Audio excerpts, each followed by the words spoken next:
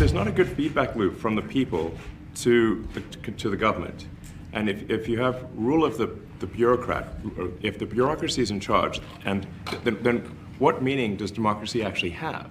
If the people cannot vote and have their will be decided by their elected representatives in the form of the president and the Senate and the House, then we don't live in a democracy. We live in a bureaucracy. So what Trump is trying to do, seize control of spending by announcing that he's just going to shut down all spending and turn back on money when it pleases him, is a fundamental corruption. It represents a constitutional crisis.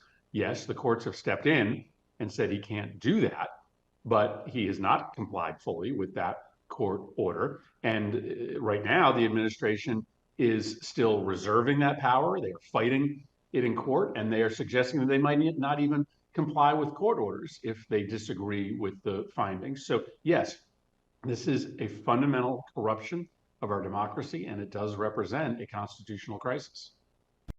This is why it to me is already a constitutional crisis, because you have all of these actions that have been taken so as to prevent anybody from knowing what they're doing.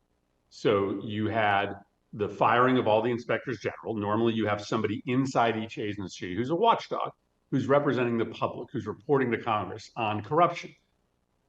Not coincidentally, right before Musk's team went into all of these agencies, Trump illegally fired all of the watchdogs. You have gag orders in all of these agencies.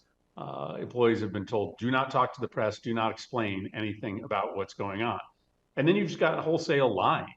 I mean, Musk admitted himself when he was in the Oval Office yesterday. He's like, yeah, I just don't tell the truth sometimes.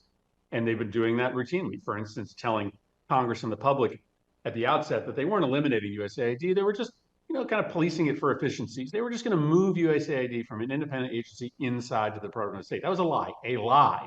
They were eliminating USAID. They knew it, but they just made up a different plan so as to not clue people into the real plan, the dismantling of a significant national security agency that protects the United States.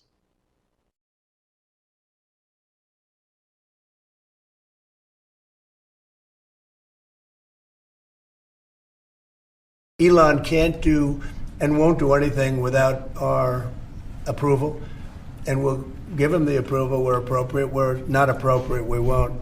Of course, you have to be worried that Republicans are going to engineer a government shutdown, because that's essentially what Musk and Trump are trying to do. Now, they've targeted that shutdown to particular agencies that stand in the way of Elon Musk making money. So the NLRB is shut down. That's the Labor Relations Board that had over 20 open cases against Elon Musk. Musk shut down that agency. The CFPB, the Consumer Protection Bureau, that's shut down. Why? Because that's the bureau that would make it a little bit harder for Elon Musk to set up the cash payment app on Twitter that he so desires to commercialize. So far, you've seen the targeting of the agencies that would stand in the way of the billionaires making money, the agencies that protect consumers and workers. So DOGE has destroyed the Consumer Board, which means banks and financial companies can get away with murder again, can cheat you. NIH is being slashed to the bone. That's cancer research. So your treatment or your therapy or your cure that would matter to your family now will be postponed years, if not decades, because of their campaign to destroy the NIH. Your personal data is now in Elon Musk's hands.